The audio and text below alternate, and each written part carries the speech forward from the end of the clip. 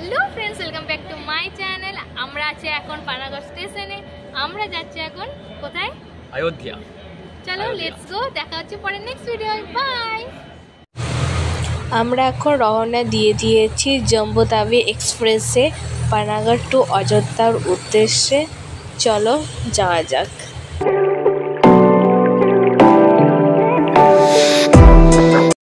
জম্বু তাওয়ি এক্সপ্রেসে S3 কম্পার্টমেন্টে আমরা ছিলাম।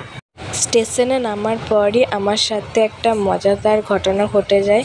আমার ব্যাগের চেনটা যেহেতু খোলা ছিল, তো সেখান থেকে মুড়ির প্যাকেট বার করে সমস্ত মুড়ি ছিঁড়ে ফ্লোরে ফেলে খেয়ে অনেক নষ্ট করেছে। তবে খেয়ে হচ্ছে একটু বেশি করেছে, তো ঠিক আছে, হনুমানজি খেয়ে নিয়েছে, জয় বজরংবলী। স্টেশন থেকে টোটো ধরার পর আমরা চলে আসি একদম ডাইরেক্ট হোটেলে। চলো আমার হোটেলের রুমটা তোমাদের একটু ঘুরিয়ে দেখি। আমাদের হোটেলের রুমটা কিন্তু খুব সুন্দর ছিল, তার সাথে হোটেলের মালিকদের ব্যবহারও কিন্তু খুব ভালো ছিল।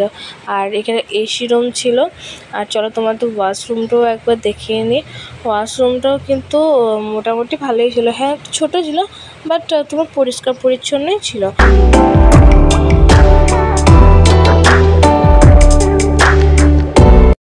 হোটেল রুম থেকে আমাদের মেন রোডটা খুবই কাছে ছিল, সো ভালোই হয়েছিল।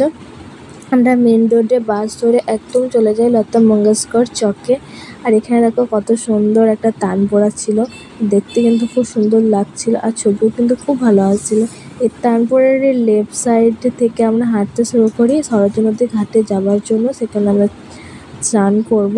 চলো দেখা যাক। চলো আমরা নদীর ঘাটে চলে এসেছি।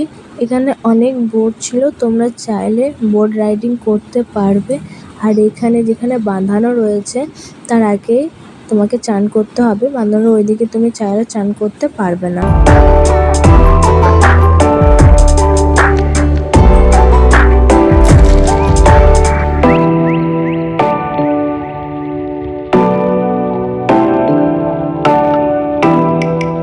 আমরা স্নান করে একদম ফ্রেশ হয়ে চলে আসি। মেন রোডের সামনেই একটা রেস্টুরেন্ট ছিল, সেখানে খাবার জন্য আমরা অর্ডার করেছিলাম 120 টাকার ভাতের থালি।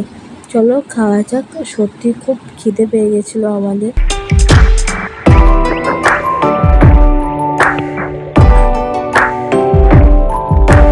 120 টাকার থালিতে ছিল 4 পিস রুটি, কিছুটা পরিমাণ ভাত, একটা সবজি, ডাল আর চানা মশলা। খাবার কোয়ালিটি মোটামুটি ভালোই ছিল।